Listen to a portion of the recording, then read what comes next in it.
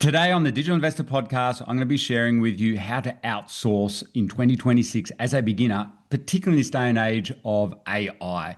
So, what are the most effective steps a beginner can take to start outsourcing so that you can free up your life, get leverage on your time, and maybe even free up at least 15 hours a week and potentially run your whole business in under 42 minutes per day? Is this even possible? I want to break this down into specific steps that beginners can take to get started doing this. So today what I've done is I've brought on board the Digital Investors Podcast, an absolute expert in this place, Josh Thomas from VAIQ. Now, Josh launched and grew 4 7-figure businesses in under 90 days without a big team, without experience in those industries, and without being involved every day. He had massive leverage. And that main leverage tool that he used was international virtual assistants. Now, Josh has perfected this over a decade. He runs VAIQ. He hires out VAs. He's an absolute legend in this space. And what's really interesting, he's got a 7-step process that I think you guys will find really handy, particularly if this is your first go at getting into outsourcing. So Josh, big welcome to the Digital Investors Podcast. Thanks for coming on. Man, I am so happy right now. That is probably the most times I have ever been called legend in a single sequence. I love it. I feel very legendary right now. This is awesome, Josh. See, that well, you are. I do love this process. And like I was saying to you off camera before this interview, I think it's particularly helpful for our beginners getting out there online. You know what that's like, and you work with a lot of people helping them with outsourcers. So let's jump straight into it. What is the biggest problem that people find when they get online? What's the biggest problem that you see? Well, so there's kind of two parts to this. The real biggest problem that you run into first before anything else is thinking or believing or forcing yourself to do everything yourself. Yeah. Because it is absolutely impossible to do it, but it makes sense in your head. I can't afford it. I can't justify it. Nobody can do it as good as me. It's just faster if I do it myself, blah, blah, blah, blah, blah. And there's all kinds of science and articles and everything that refute that. Yep. But here's the main thing. Where does it come from? It comes from a place of fear. I'm afraid if I take this thing that needs to be done and I have somebody else do it, then it won't be done to the standard that I expect. I'm afraid if I ask somebody else to do it, it's going to take me more time to show them how to do it than it will for me to do it myself. And I'm afraid if I spend this money and hire someone to do it for me, then I won't be able to recuperate that cash and then I will be poorer. There's nothing wrong with you if you think that, because that is just your survival brain kicking in. There is literally a phenomenon called the conservation of resources theory that basically says, I'm going to hold my bag because it's safer in my possession than in your possession. And that's consequently not part of this show, why all sales objections happen. Yeah. But it's also a huge driver for our decision making. So the first decision we have to make, the first problem is if you're going to grow and expand some kind of business, you absolutely cannot do everything by yourself. You have to delegate it as soon as possible, as much as possible. And I'm sure, Josh, any of our listeners are just sitting there nodding their heads right now. As you know, and I know, and our listeners know, for you guys listening to this, what Josh has just said is 100% so relevant for beginners outsourcing. It's just the fear of doing it. That's the first biggie. Now, there's another one that you've seen as well that I think is worth pointing out to our listeners as well. So let's go into the next level of you say, okay, yeah, you know what? I am going to get someone else to do it. I am going to build a team. I am going to delegate. Yep. Now we have another problem that comes up, which is, okay, you know what? I'm going to let you do it. It probably will be faster if you do it. Here's how to do it. Good luck. Well, what happens there is, well, number one, you either say, hey, figure it out, and then smart people will figure it out, but they're not going to figure it out the way that you did. No. Or you show somebody how to do it, and they're like, do you got that right? And they're like, yeah. And over time, they kind of morph and evolve it. I like to remind people, like when we were kids, I don't know if we used to play a game called Telephone, and telephone maybe won't be a thing in 10 years. It might be like Yeah. text, thumaphone or something for the kids. But Yep. basically, telephone is you say something into somebody else's ear and it goes down the line, down the line, down the line. And by the time you get like 10 people down, your message has become so garbled that it doesn't even make sense. There was like that one kid in the middle that was like, balls, Yeah. and they just messed everything else up, Yeah. you know? And that is what we call in the business world, we call that operational drift. Yeah. Okay. It is a natural variance because people start cutting corners, they start Yep. taking liberties, and they start doing things a little bit different. And if you're not on top of that all the time, you're going to lose quality really fast. You are the absolute expert in whatever it is that you do. And then when you make a copy of yourself, make a copy, make a copy, make a copy, quality suffers. And so that's the second problem is when I decide to delegate, now I have to maintain the high quality of standards. And the only way to do that is to stay on top of it all the time. And well, man, I didn't get into this to be a micromanager. I got in this to be an Yeah. entrepreneur and a visionary. Yep. So you've developed your way of what I like about what you've done is your, like I was mentioning, that 7-step process that I think are really applicable to beginners here to overcome those two big problems that you talked about. So let's jump into it. What's the first, step for a beginner um, in making this journey of outsourcing? Because you're, and I will reiterate for our listeners, Josh, the steps that he follows means he can run these businesses in under 42 minutes a day. So let's have a look at what you've developed here over this last decade. So what's the first step, Josh? The first step is to understand what kind of value delegation actually brings to you. And so there's some simple delegation math. If you go to my website, vaiq.net/calculator, you can actually get a delegation calculator that you can type in your own answers and find out what your time is worth. But here's the quick napkin math. Okay, we're gonna make a couple of assumptions. There's usually 21 working days in a month on Yep. average. And let's say that 8 hours is the average work day. And so when we multiply 21 times 8, we get 168 working hours per month.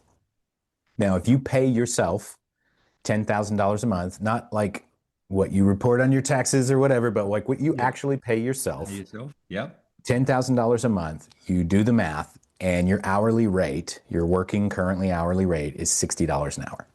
If you pay yourself $20,000 a month, your hourly rate is $120 an hour. That's the idea. That's delegation math. So you need to understand that's how much your time is worth based on your current, salary or payment. Now, the other thing to keep in mind is, according to Forbes, they did a study of executives and entrepreneurs, and they found that most of them were spending up to 36% of their work week on low-level administrative tasks like checking emails, setting appointments, sending invoices, chasing somebody down, listening to the phone ring, and all kinds of other things. And going back to the delegation math, if you are paying yourself $10,000 a month, you are paying yourself $60 an hour to do those things. Yep. Now, would you pay somebody else $60 an hour to do that, Matt? Well, no, I can, No. that's what we want to outsource first and foremost, isn't it? Probably wouldn't pay yourself that much, but you probably wouldn't pay somebody else that much, but you're No, paying yourself that much. And what you're really doing, you're not actually paying yourself, you're just robbing yourself of that of, time of that time, you could be yeah. doing something actually valuable. And so,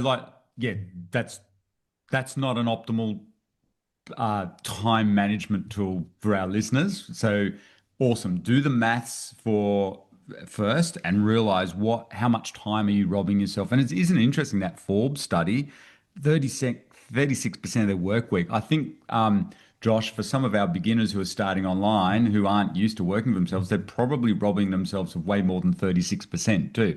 So if you're listening, maybe you need to be very honest with yourself that you don't have to share that with everyone else, but food for thought. So that, I like that idea. That's really powerful. So that's to get people in a mindset. So step number two, what happens next? Once someone's figured out, yep, I've done the maths on So, this. so step number two is to find the right person to put into this role.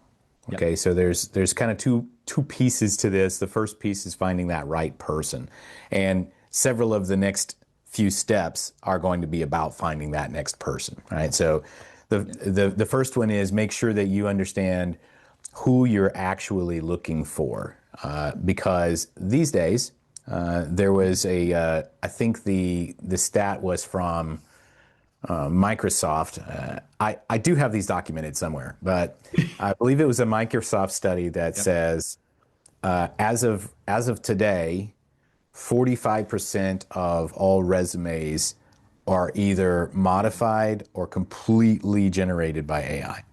Yep. It's mind blowing, isn't And it? and so I will tell you, as somebody who sources talent and places it in companies, I do not even look at resumes. Wow. Yeah. Pointless. Yep. What I look for is I got to get the right person. I don't care what's on the paper. I got to get the right person. And that goes into step number three, which is about the unteachable traits. That's I'm looking for those unteachable traits more than anything else. The easiest way to remember it is I want to hire a pro, somebody who is proactive, responsible, and organized, and a little bonus that they're actually pleasant to be around. That's kind of a nice add, yep. you know? And here's the thing about those unteachable traits. You either are Yeah. or you aren't. It is something that you define yourself and identify yourself as. It's not something that any level of HR intervention is going to solve. If you're not a proactive person, you will not be a proactive person. So for So I'm you, looking this for is somebody who's already that. yeah. So for you, one of the key hiring traits that you're looking for, I just want to reiterate that is very, very powerful. Thank you, Josh, for this. Is you, the key hiring traits you're looking for is a pro, which stands for they've got to be proactive, responsible, and organized. So yeah, you can Yeah. teach them the skills. All of us, anyone listening here, once you know what you're doing, you can teach someone the skills. But that pro formula is absolute gold. So They learn faster, yeah. they perform better, they stay longer. So what do you recommend? This is a really, I love your step number four, Yeah. and it's a big question in our community actually that we get asked all the time. But your step number four answers this. Who should the first hire be, Josh? The If big you've one. never hired someone before, the first hire that you need to bring into your company is what we call an operations generalist or an OG. And the OG is very simple. It's somebody who meets all those criteria. They're proactive, responsible, they're organized, and they may have some decent skills in, one area or another area, but they're somebody that can quickly learn, that can Hmm. handle all of your administrative tasks, all of your appointment setting, your communications, your inbox management, and all of those things. And maybe they have a skill like, I'm kind of interested in video editing and I'm going to get real good at that. Or, I'm a pretty decent graphic designer, but they're not necessarily like a master of any of those things. They're just competent. That's the best bang for your buck because you can get Okay. that person at a reasonable rate, Yep. and they will be able to pick up and adapt to several of the main skills that you need right there at the beginning. And then once you do that, it's going to take, save up to 15 hours off of your work week immediately, lowers the waterline. You're able to take a breath and look around and see, oh, I actually do also need a video editor, and I'm going to go and get a specialist for that.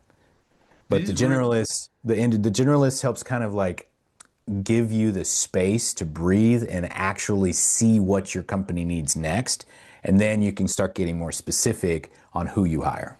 So this is really cool because, ourselves included, there's, people have different approaches to hiring, the first hire. So your goal, breaking this down, you're very highly focused on that Forbes number, just freeing up that wasted time that a lot of us, according to Forbes, 36%, I'd say anywhere from 30 to 50% of our time is wasted on minutiae, crappy tasks.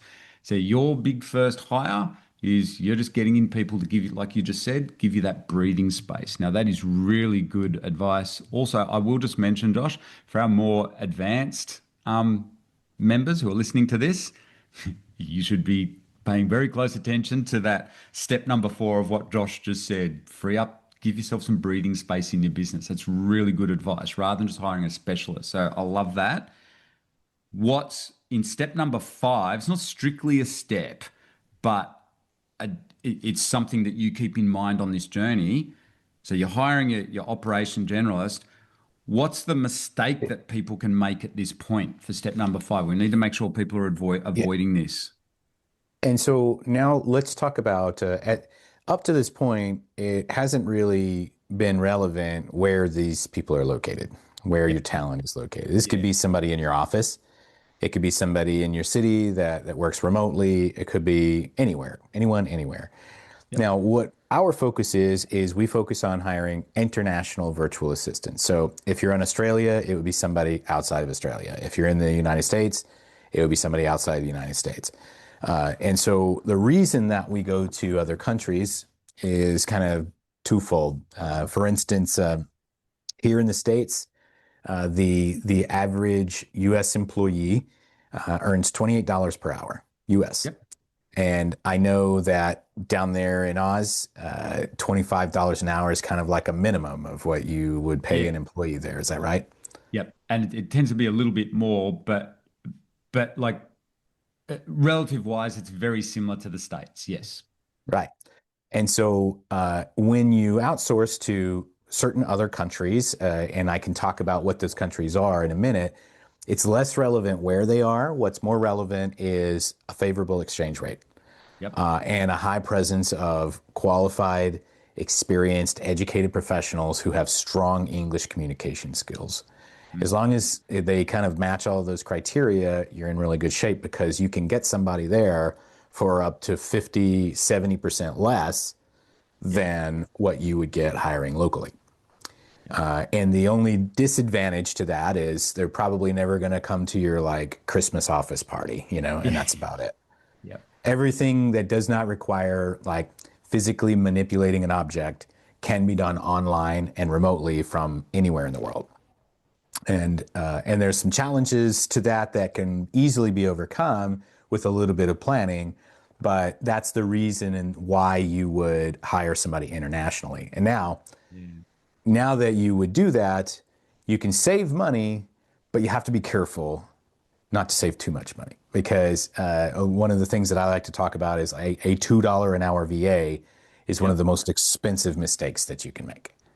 And the reason for that is it doesn't matter what country it is, $2 an hour is survival wages.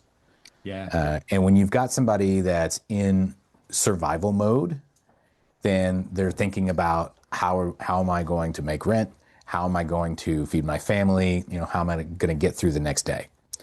They are not thinking about how they can expand your company, how they can find a new innovative idea for you, or how they can be the best employee ever. In fact, they're probably looking around for another job or a side gig, and they're probably trying to multitask, and they're not going to do anything for you, and they'll drop you at a snap because they need to go and make more money. That is terrible hire. You're not saving any money that way. You're just setting it on fire, basically. So really the challenge is you have to pay a fair wage, respect people, treat them like human beings, and show them that you want them there. You'll still save 50 to 70% versus hiring locally. Yep. Just don't get greedy because it'll burn you. And Josh, thanks for sharing that. I think a lot of beginners do make that mistake. They see cheap, let's call it cheap VAs. That, like you said, you can hire them for $2 an hour, $5 an hour, and they think this is going to be great. But guys, listeners, you've got to think long term in business, and you want someone that's going to stick with you. Like Josh said, we don't want people that are looking around for another job that are living on survivalist wages. Let's pay people fairly, get good people. You're building a team here. This is a long term play. So I absolutely love that idea. And it's a really good way to explain why it's so important to pay a fair wage. So, and like you've said to me off camera too, you don't always want to believe in the hype of those virtual assistant agencies out there that a $2 VA can do everything for you. It doesn't work that way, guys. So running into your actual, we'll call this step 6, Josh. Share with us how you're running your business in under 42 minutes a day. I think there's some great lessons for not just beginners here, intermediate and advanced. Let's hear this bit. So the biggest problem here is if you go on Fiverr or Upwork or something and you find somebody, or you hire an agency and pay them a whole bunch of money to find you somebody, you're going to get a warm body. Yep. And they're going to say, here you go. And now you have to, get production. And the challenge of getting production is it requires training, support, getting questions answered, constant oversight and management. Like I said earlier about operational drift. Yeah. If you're not on top of this every single day and monitoring it and holding people accountable, then it's going to drift, and it's going to drift really fast if you're not doing it every day. And so what we did is we realized that there's a huge gap here where if I just give you somebody, within 30 to 60 days, you're probably going to give up and fire them, not because they were bad at their job, not because you're bad at being a leader, but because there was a system they needed to be put in to ensure their success, and they weren't put in that system. If you think about it, the world's elite athletes, Tiger Woods, Tom Brady, LeBron James, Kobe Bryant, any of these guys, anytime that they talk about what they do to get an edge, they get up every day, they do the same thing, and they have multiple coaches, and they have people that are watching and tweaking every single little metric so that they can get that slight edge. Brilliant. Yep. And these are the best of the best at their craft in the world. And so if they're doing that, then why wouldn't I do that with some person that's on a computer in another country? Like, why would I think that they could perform better than these elite athletes without that level of support? And Josh, I will just say, all our listeners right now, they are those people. They're all high achievers, listeners, aren't you? And you want the edge. This is exactly what you need. You need to approach your high achieving mindset to outsourcing, like what Josh is about to share. So the key is I had to have structure. Like, I really need structure because I'm not a very structured guy. And so I had to build it. And then I had to put people in place that were going to run it. And over time, I realized that this structure was repeatable. And that's how I was able to go from one business to the next and turn it up from, very little to 7 figures within usually about a 90-day window, just by installing this system and installing the people into that system and letting it do its thing. And so the system that I created is called PULSE. PULSE is an acronym. It stands for Process, Update, Leadership, Skills, Execution. And so every morning we have a morning huddle. Usually it's about 30 minutes long, where we go over whatever happened the day before. We talk about our goals for the week and the month, big picture things. And then I talk about things that I want to accomplish today. And then every team member I have goes through and gives their updates and talks about what they're going to do. We come to some sort of agreement. We end the meeting and we move on. And then we have like Slack communication throughout the day to make sure that we're accomplishing whatever it was that we set out to do.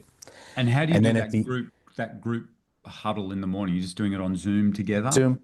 Yep. Yep. So nothing complex, Yep, just like this. Yep. Jump on Zoom. Yep. Doesn't even have to be 30 minutes. It's just like we do 30 minutes because we have several team members and that's how long it takes. But and then regular communication, we use Slack. You can use Microsoft Teams. It doesn't matter as long as you have some sort of back and forth, easy communication. And then at the end of the day, I meet with my operations manager for an end of day meeting, And we go and look at, well, how did the team do? Did we hit our goals? Did we, can we check off these boxes, or do we need to make some adjustments for tomorrow? And then we make those adjustments, and we do. And the reason I say 42 minutes a day is, we block off a half an hour from that meeting, but usually within about 10 to 12 minutes, we're out the door, because it's just like, here's what happened. Bob didn't do this. Okay, let's fix this. All right, see you tomorrow. And that bookend management system that we call Pulse helps us stay on top of everything. Any problem that comes up, we're going to find that in a couple of hours instead of like 2 weeks later when I forgot, oh, hey, what about that thing? Oh, yeah, I didn't know what to do. And so it just like fell off to the side. Yep. So for you, you're doing this every day with your team, and you're running big businesses, like sizable businesses, but your teams aren't necessarily huge or anything. So this works really effectively for, say, our listeners who are solo entrepreneurs and may have one or just one or two team members, and you're achieving this in under 42 minutes a day. And so you find that system, in your experience, when you've taught that and shown that to your clients you're helping find VAs for, that's been able to effectively eliminate operational drift. Yeah. Yeah, as close as possible. And we actually ended up making it easier for people that work with us. We just run that system. Like, we install that and run it for you so that you don't even have to worry about it. Like, we still recommend, like, you should meet with your VA every day, but we're going to do it anyway. Like, we're going to make sure that they're on top of things, that they've got all the help that they need, that they're never sitting there on an island wondering what to do next, because we're sitting there and we're saying, hey, what did the boss tell you today? Do you need help? Do you know how to do that? Or do you need us to like get you trained up? Do you want to role play a call? Whatever you need, we'll make sure they have that support, because most entrepreneurs are not HR departments. They're visionaries. Awesome. All right, that is cool. So we'll make sure we put your contact details at the end of the podcast, Josh. So let's go to the final step, which is particularly relevant as we record this because of AI now. So we're in 2026. What's your final step? So a lot of people talk about AI. In fact, sometimes when I talk about what I do, they say, oh, okay, it's cool. So you make AI agents, right? And I'm like, no, the opposite. I actually did a presentation about this recently, and I had in the prep, I said literally nothing about AI, and I was going through practicing it with my partner, and when I got to a question, she jokingly, I asked, well, what's the best way to do this? And she jokingly just kind of said, AI. And I was like, wait a minute. And I immediately realized AI's on everybody's brain. Yeah. And so I'm like, thank you. Like, I have to go now and do a whole much more research to figure out what do I need to say. But fortunately, AI actually kind of sucks. It's just most people won't. If anybody's showing you like how awesome and great it is, like, it demos really well, but out in the real world, it breaks all the time. It doesn't do what you need it to do. And honestly, if you go and you look at some of these headlines, you'll see a couple of trends. One trend is the companies that went all in on AI and fired like thousands of people, they brought them back. Yeah. Because it didn't work. It happened here in Australia with the banks. They got in lots of trouble over it. Yep. Exactly. And then the other side of this is you can find all kinds of headlines on the fact that people are not sold on interacting with AI. They don't want to call your AI voice bot. They don't want to talk to your AI chat bot. They know what they're getting because they can tell. And it's overwhelming. It's like 70 to 80% in most of the headlines that I was able to find. Customers do not want to deal with AI. They would rather talk to a human. Yep. And so the best way to really look at this is, I wouldn't use AI to replace anyone. I would use AI to augment your team. Perfect. Because according to MIT, they did a study on this, and they saw people who were trained in using AI in their daily routine and activities will show at least a 40% higher level of performance than a team that does not use AI. So the best play for AI is use it to augment your humans, not to replace them, at least for now. Okay, that is awesome. So what sort of, like, to give us an example, what sort of things are you getting your VAs to do for you? Yeah, so here I'll give you just like a content hack. Okay, Hmm. so a I know a lot of things about sales and marketing, Yep. and I need to produce a ton of content. Mm. And if I wanted to produce a Facebook post and a LinkedIn post and maybe a carousel for Instagram or something like that, what I would do instead of writing all of that out is I would pull out my recording app on my phone and I would just record me talking about some point or idea that I wanted to make. And I would just say it with all my ums and ahs and with random thoughts and sidebars and all of this stuff. And I would say all of that. And then I'm going to send that to my team. My team is going to pull out the transcript and they're going to feed that transcript into the AI of your choice, Claude, ChatGPT, Gemini, whatever, and say, clean this up, turn it into a Facebook post with a call to action at the end. Clean this up, turn it into a LinkedIn post. Remember, you're limited to 3,000 characters, and the audience there is a little more sophisticated, so you need to focus on this part, but not that part.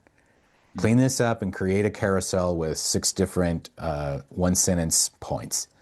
And what AI will then do is it will take my content that I created that's 100% unique to me and restructure it and repurpose it in seconds so that I now have 5 or 6 pieces of content that I can go and post across my social media. Yep. That is how I never touch the AI, although I use AI all the time. But if it's making content, I'll speak it out because I can talk real fast. Well, I talk kind of slow, but I can get the idea out pretty fast. And Yeah. then my team can go and turn it into AI and like quality check it, remove all the M dashes, and then turn it into the content that we need. Perfect. And guess what? We do exactly the same thing. My team does exactly the same thing. I do. We've just perfected it. And we actually, for our listeners who are on our courses, will know we teach exactly what Josh does. And so I think so really the final step in all of this is that's very powerful, as you and I are finding. We're hiring humans who are trained up and really good on with AI. And like that study showed, it can boost production by 40%. Now, that's a massive leverage on, say, a solo entrepreneur's time. That is absolutely fantastic. So I think that's a really good final tip is when you're hiring VAs, look for people that are trained up with AI. So Josh, that leads into where can people get hold of you? Because I'm presuming is that what you do for people? That's what I do. Awesome. Yeah. So if you are, here's the one thing that I'll share. I hired my first virtual assistant. It was this lady from Mexico Yep. 10 years ago, long before I was ready, long before I could actually afford to do it, Yep. because I knew the only way I was going to get out of this, I was in a rut at the time. And I knew the only way I was going to get out of it is I had to get some of this stuff off my plate so that I could spend more time in innovation. And the more time, if you can max that innovation time and the production and all of that stuff and get the value of your time as high as possible, that's how you get out of it. If you're in a hole, the key is not to conserve resources and hold the bag. That's just going to make the hole deeper and deeper and deeper, and you'll never be able to get out. You got to swing hard. And one of the best ways to swing hard is to delegate as much as possible to give you a leg up. And so if you're at 0 and you're trying to get to 1, it depends, but if you have a good idea and you just need more manpower, then it might make sense to hire. But if you've already gotten from 0 to 1, like you already got a business, you're already producing some sales, and you need to get from, like kind of okay to great, then it's the most logical next step. And the best way to do that, if you want us to help you, we will find great talent for you. We'll vet them out. We'll make sure that they actually can do the things that you need them to do. Once you select them, you're like, yeah, that's my guy. We'll onboard them. We'll get them ramped up to KPI. And then, as I mentioned earlier, with our Pulse system, we will manage them on a daily basis to make sure they're performing consistently for you. And so if you're interested in learning more about that, you can go to vaiq.net. Awesome. So that's that's the best spot for our listeners to reach out to you and your team. That's right. vaiq.net, and we'll put that in the show notes. Josh, I want to say a big thank you for coming along today and sharing your personal system that you've developed over the years for outsourcing. I think it's absolutely fantastic. I really think that's going to help a lot of our community members, especially those of you who are just starting out, but even for you who are intermediate. It is just absolutely some really cool tips in there. And a big thank you, Josh, for coming along today onto the Digital Investors Podcast.